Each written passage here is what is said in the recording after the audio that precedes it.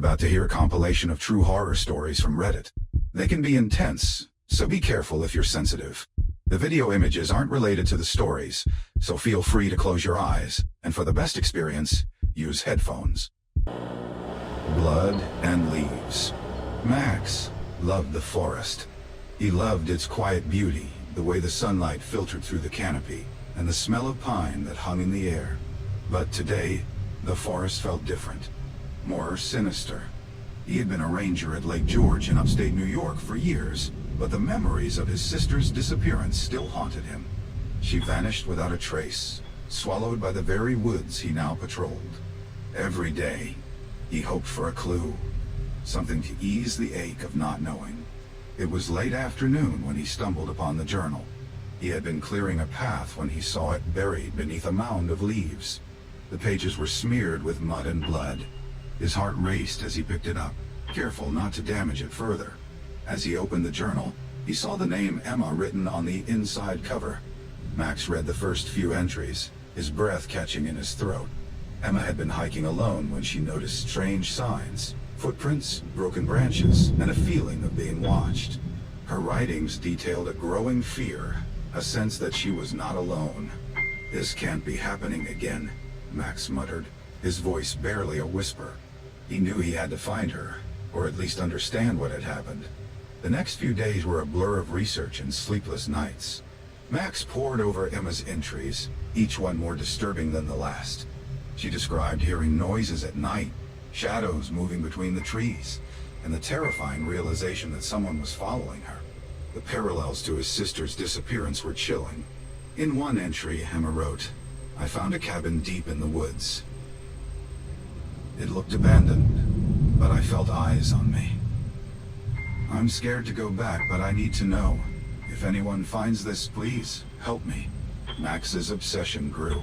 He shared Emma's journal with the other rangers, but they were skeptical. "Max, it's been years. You have to let it go," one of them said, placing a hand on his shoulder. "I can't. This is too similar. What if it's the same person?" Max replied, his eyes burning with determination. Late one night, unable to sleep, Max sat at his kitchen table, the journal open in front of him. He ran his fingers through his hair, frustration and fear gnawing at him. "What do you want me to see, Emma?" he whispered. As he flipped through the pages, he noticed something he had missed before. A rough map of the area, with an XC marking a spot, deep in the forest.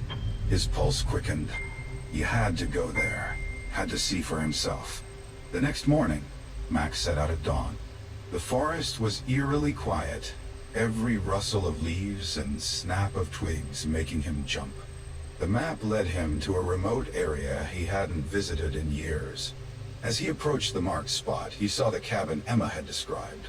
It looked as abandoned as she had written, but something felt off. Max cautiously approached, his hand resting on the hilt of his knife. The door creaked open with a push, revealing a dark interior. Dust motes danced in the beams of light that pierced through the broken windows. He stepped inside, his heart pounding in his chest. "Hello?" he called out, his voice echoing. There was no answer, only silence. He searched the cabin, finding nothing but old furniture and cobwebs. But then, under a loose floorboard, he found a small box. Inside were trinkets, pieces of jewelry, and a photo of his sister. Max's hands trembled as he held the photo. Tears blurred his vision. "I'm close. I can feel it," he said to himself. He put the photo back and took the box with him, knowing it was a piece of the puzzle. As he left the cabin, he felt a presence behind him. He spun around, knife at the ready, but saw nothing. The forest was still, but the feeling of being watched was stronger than ever. Max knew he was onto something, and he couldn't stop now. He had to find Emma. He had to find out what happened to his sister.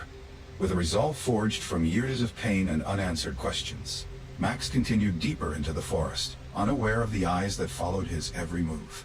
Max pressed on through the forest, the weight of the box in his backpack a constant reminder of his mission.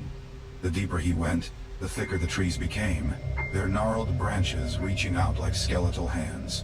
The sense of being watched never left him. As dusk fell, Max set up camp, his mind racing with thoughts of Emma and his sister. He couldn't shake the feeling that the answer was close, just unreachable. He built a small fire, the flickering flames casting eerie shadows around him. Suddenly, a rustle in the bushes made him jump. He grabbed his knife, heart pounding. "Who's there?" he demanded, trying to keep his voice steady. A figure emerged from the shadows. It was a man, rugged and dressed in a ranger's uniform. But there was something off about him. His eyes were cold, calculating. "Max, isn't it?" the man said, a smirk playing on his lips. "I've been expecting you." Max tightened his grip on the knife. "Who are you?" The man stepped closer, the firelight revealing his face. Max recognized him from old photos in the ranger station, a former ranger who had mysteriously disappeared years ago. "They call me Hunter now," the man said. "Fitting, don't you think?" Max's blood ran cold. "You're the one who took my sister, and Emma." Hunter chuckled. "Smart boy. You've done well to get this far. But this is where it ends." Max lunged, but Hunter was quick, dodging and knocking the knife from Max's hand. They grappled, the forest echoing with the sounds of their struggle. Max fought with everything he had, his desperation giving him strength. But Hunter was experienced, ruthless. Just as it seemed Hunter would overpower him, Max's hand found a rock. He swung it with all his might, striking Hunter in the head. Hunter stumbled back, dazed. Breathing heavily, Max seized the moment, grabbing his knife and pinning Hunter to the ground. "Where is she?" he shouted. "Where's Emma?" Hunter laughed, blood trickling from his mouth. "You'll never find her. You're too late." Max's rage flared, but he knew killing Hunter wouldn't save Emma. He tied him up, ensuring he couldn't escape, then forced him to lead the way. They trudged deeper into the forest, the tension between them palpable. Hunter's taunts gnawed at Max's resolve, but he pressed on, determined to save Emma and end this nightmare. Finally, they reached a hidden bunker, camouflaged by foliage. Max's heart raced as he forced the door open. Inside, the air was damp and musty, the walls lined with makeshift cells. In one of them, huddled and terrified, was Emma. "Emma!" Max shouted, rushing to her. He broke the lock, pulling her into a tight embrace. "You're safe now." Emma clung to him, tears streaming down her face. "I thought no one would find me." Max glanced back at Hunter, who sneered at them from his bound position. "It's over," Max said. "I'll never hurt anyone again." With Emma safe, they made their way back to the ranger station, Hunter in tow. The other rangers were stunned, quickly taking Hunter into custody. Emma was taken to the hospital, where she received the care she desperately needed. Max stood outside the station, the weight of the past few days finally crashing down on him. He had found Emma, but the scars of his sister's disappearance remained. Later, as he sat by the lake, Emma joined him. "Thank you," she said softly, "for saving me, for not giving up." Max nodded, staring at the water. "I couldn't let it happen again. Not to you, not to anyone." Emma placed a hand on his. "Your sister would be proud." Max felt a lump in his throat. He had found some closure, but the forest still held its secrets. He knew his journey wasn't over, but for now, there was peace in knowing he had saved a life. As the sun set over Lake George, Max made a silent vow. He would continue to protect these woods, to seek justice for those lost. The forest, both beautiful and menacing, had not defeated him. It had made him stronger. And somewhere in its depths, he hoped his sister was at peace, knowing he had never stopped searching. The silent forest. I found the baby wrapped in a blood-stained blanket, alone in the dense Wisconsin woods, its cries mingling with the eerie silence that seemed to whisper of unseen horrors. Tom had been patrolling the forest trails like he did every day, a routine that was supposed to be comforting, grounding him after the tragic death of his own child. The air was crisp, and the scent of pine mixed with the dampness of the forest floor. Each step he took was deliberate, the crunch of leaves beneath his boots a familiar sound that once brought solace. But today was different. The cries had started faintly, almost blending with the rustling leaves and distant howls. At first, Tom thought it was a trick of his mind, an echo of his own grief. He paused, listening intently, his breath forming small clouds in the chilly air. There it was again, a baby's cry, unmistakable and desperate. He followed the sound, pushing through the underbrush until he came upon a small clearing. There, nestled among the roots of an ancient oak, was a baby, swaddled in a blanket stained with blood. Tom's heart raced as he approached, his instincts screaming to be cautious. He gently lifted the baby, feeling its tiny, fragile weight in his arms. The forest seemed to close in around him, the towering trees casting long, menacing shadows. As he made his way back to the ranger station, Tom couldn't shake the feeling that he was being watched. Every rustle of leaves, every snap of a twig, sent shivers down his spine. His mind raced with questions. Who would abandon a baby here? And why the blood?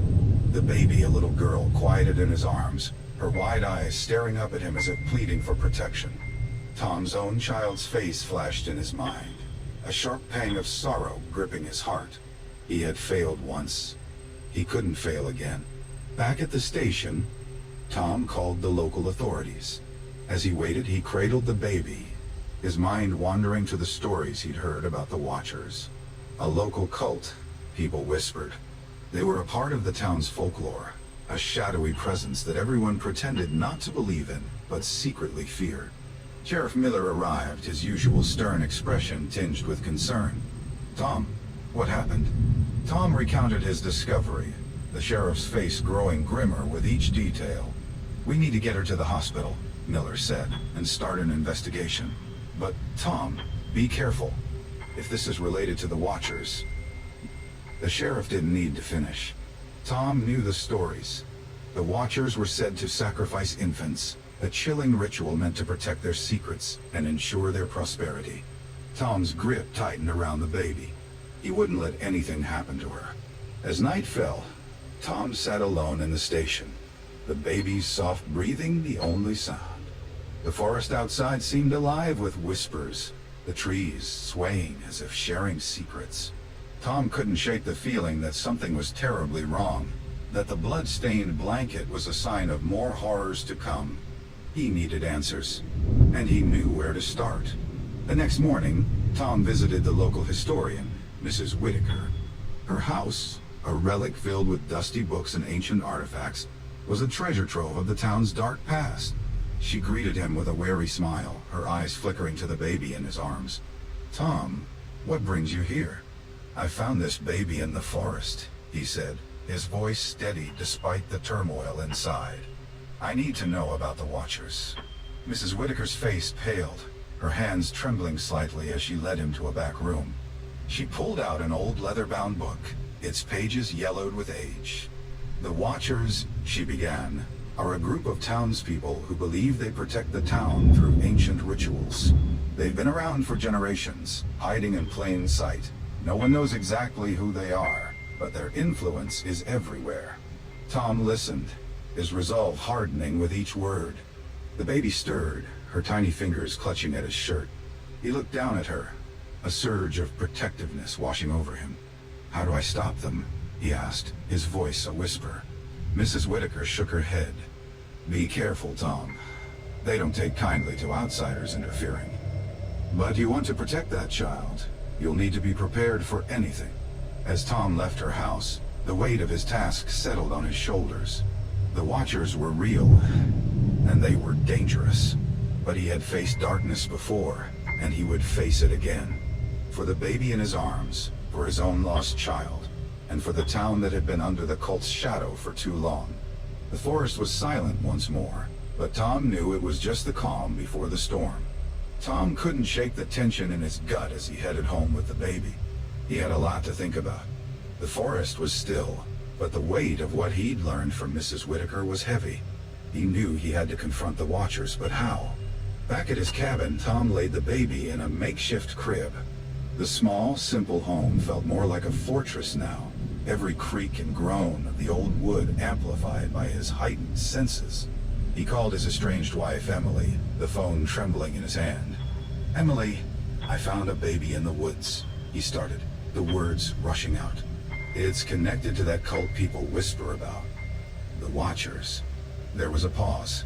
"Tom, are you sure about this? You're still grieving. Maybe it's all..." "I know what I saw, Emily. This isn't about our past. This is real. I need to protect this baby." Emily sighed, the weight of their shared history hanging between them. "Just be careful. I can't lose you too." Tom hung up, his resolve hardening. He couldn't let his past failures dictate his future. This was his chance to make things right, to save an innocent life. That night he barely slept, every noise outside sending him to the window. He knew he had to act fast before the cult realized the baby was missing. The next morning he went into town, baby strapped to his chest. He needed to gather information discreetly. The townsfolk were wary, their eyes lingering on him a bit too long. At the local diner, Tom met with Sheriff Miller again. The sheriff's eyes were dark with concern. "Tom, you need to understand how dangerous these people are." "I don't have a choice, Sheriff. They've already marked this child. I want to let them take her." Miller nodded, understanding in his gaze. "Just don't go alone. We're with you, but you have to be smart about this." Tom spent the next few days preparing, gathering supplies, and talking to people who might know more. Every conversation felt like walking a tightrope, the fear of discovery looming over him. Then it happened. Late one night, as he rocked the baby to sleep, he heard a soft knock at the door. He froze, heart pounding. Slowly, he opened the door to find Mrs. Whitaker, her face pale and drawn. "They know," she whispered, eyes darting around. "They're coming for her tonight." Tom's blood ran cold. He thanked her and closed the door, his mind racing. He had to get out. But where? The forest seemed the only option. He packed quickly, grabbing essentials and the baby, then slipped out the back. The woods were a dark, silent labyrinth, but he moved with purpose, every step echoing his desperation. He could hear distant voices, the cult members searching for them. He found a hidden spot near a stream, setting up a small camp. As he held the baby close, he thought about his own child, the pain of loss cutting deep. This time he wouldn't fail. He had to protect her. Hours passed in tense silence. Then he heard them, footsteps, low voices. Tom's heart raced as he prepared to confront them. He stepped out, holding the baby tight. "Tom," a voice called, familiar and chilling. It was John, a respected town elder and leader of the Watchers. "Give us the child and we'll let you go." "Never," Tom growled, standing his ground. John stepped forward, a sinister smile on his face. "You don't understand, Tom. This child is special. She's meant to be with us." Tom's grip tightened on the baby. "You're not taking her." A tense standoff ensued, the forest alive with their conflict. Just as John lunged, Tom was ready. He fought with everything he had, driven by a mix of fear and determination. The cult members were relentless, but Tom's desperation made him fierce. Suddenly, Sheriff Miller and his deputies burst into the clearing, guns drawn. The cult members scattered, John cursing as he fled into the darkness. Tom collapsed, the baby crying in his arms. Miller helped him up, a look of relief on his face.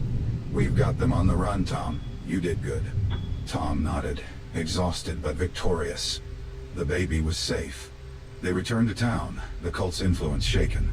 Weeks passed, and life started to return to a semblance of normalcy.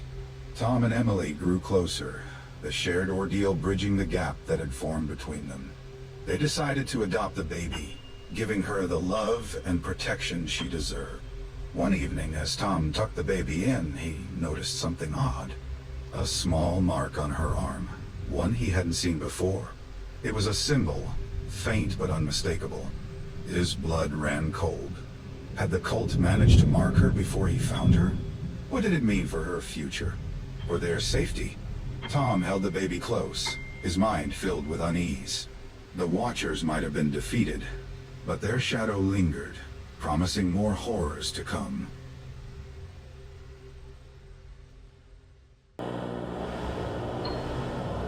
It was a sunny afternoon in Pinewood National Park, the kind that made you appreciate the beauty of untouched nature. Ranger Sam, a veteran with 10 years on the job, loved days like this. He enjoyed patrolling the less traveled paths, where he could truly feel the serenity of the forest.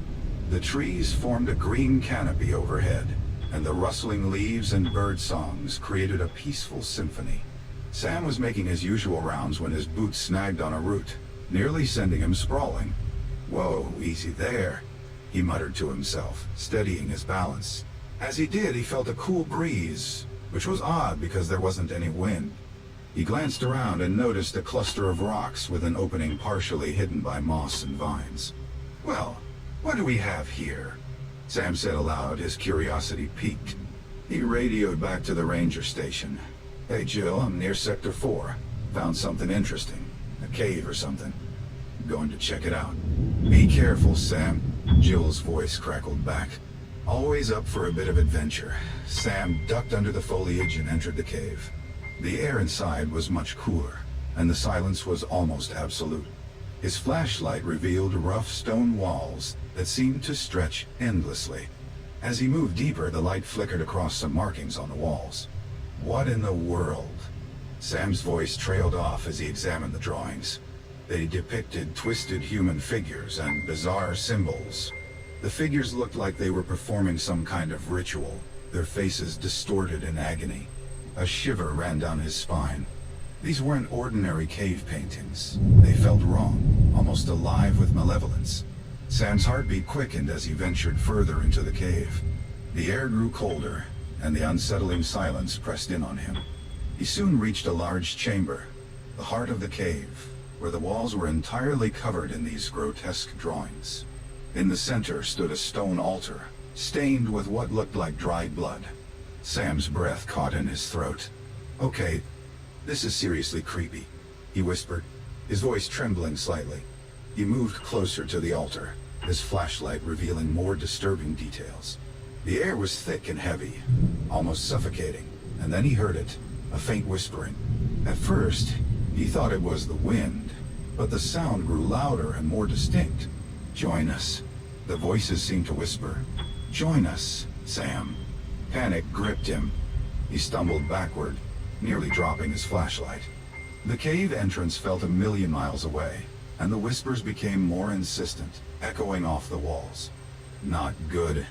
Not good at all," Sam muttered, his heart racing. He turned and bolted towards the entrance, ignoring the oppressive whispers and the eerie sensation of unseen eyes watching him. He burst out into the sunlight, gasping for breath. The forest seemed to hold its breath, the usual sounds of nature eerily absent. Sam radioed the station again, his voice shaky. "Jill, I need backup. Now." "Sam, what's going on?" Jill's concerned voice came through. "Just get here, please," he replied, unable to shake the feeling that something was terribly wrong. As he waited for help, the whispers echoed in his mind, a chilling reminder of the dark secret hidden in Pinewood National Park. Jill arrived with 2 other rangers, Mark and Lisa, within the hour. Sam was pacing near the cave entrance, visibly shaken. Jill had never seen him like this before. "Sam, what happened?" Jill asked, her voice steady but her eyes showing concern. "I found something in there," Sam said, pointing to the cave.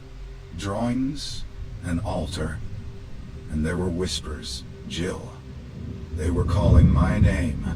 Mark scoffed. "Whispers? Really, Sam?" "Knock it off, Mark," Jill snapped. "Let's check it out." As they entered the cave, Sam's flashlight beam quivered slightly, reflecting his unease. The group moved deeper into the cave, the eerie silence enveloping them. Jill noticed the drawings first. "These are disturbing," she murmured, tracing one with her gloved finger. "Mark, ever the skeptic, approach the altar. It's just an old ritual site, probably nothing." Suddenly the air grew thick, and the whispers returned, louder and more insistent. "Join us," they chanted, voices overlapping in a sinister chorus. "Did you hear that?" Lisa whispered, her eyes wide with fear. "Yeah, I did," Jill replied, gripping her flashlight tighter. "We need to get out of here, but The whispers grew louder, more aggressive. "Join us, Sam. Join us, Jill." Sam felt a cold hand on his shoulder and spun around, finding nothing but darkness. "We have to go now," he shouted, panic rising in his voice. "Wait," Jill said, her curiosity battling her fear. "What if we're missing something important? There could be a logical explanation." "No, Jill," Sam insisted, his voice cracking. "There's nothing logical about this." As they argued, Mark stepped closer to the altar. "You guys are overreacting," he said dismissively. Then, with a scream, he was lifted off his feet and thrown against the cave wall by an unseen force. "Mark!" Lisa screamed, rushing to his side. Jill grabbed Sam's arm. "We have to help him." "No, we need to leave." Sam pulled her towards the entrance, but Jill resisted. "We can't just leave him," Jill shouted back. The cave's whispers became a deafening roar. Mark lay unconscious, blood trickling from a gash on his forehead. Jill and Lisa struggled to drag him towards the exit, the malevolent presence closing in around them. Sam hesitated, then turned back. "Fine, but we need to move fast." As they neared the entrance, the whispers intensified, each step feeling like wading through molasses. The unseen force clawed at them, pulling them back. Sam, using every ounce of his strength, pushed Jill and Lisa forward. "Keep moving!" he yelled. With one final effort, they burst out into the sunlight, collapsing onto the forest floor, gasping for air. The forest sounds returned, the oppressive silence of the cave gone. Jill looked at Sam, eyes wide with fear and gratitude. "Thank you." Sam nodded, still shaken. "We need to seal that cave. No one should ever go in there again." Back at the ranger station, they called for medical help for Mark, who thankfully survived with only a concussion. The whispers occasionally echoed in their minds, a chilling reminder of the malevolent force lurking in Pinewood National Park. As the days passed, the team worked to block off the cave, but the memory of the dark, whispering voices stayed with them. Sam couldn't shake the feeling of being watched, and sometimes, in the dead of night, he thought he heard his name being called from the depths of the forest.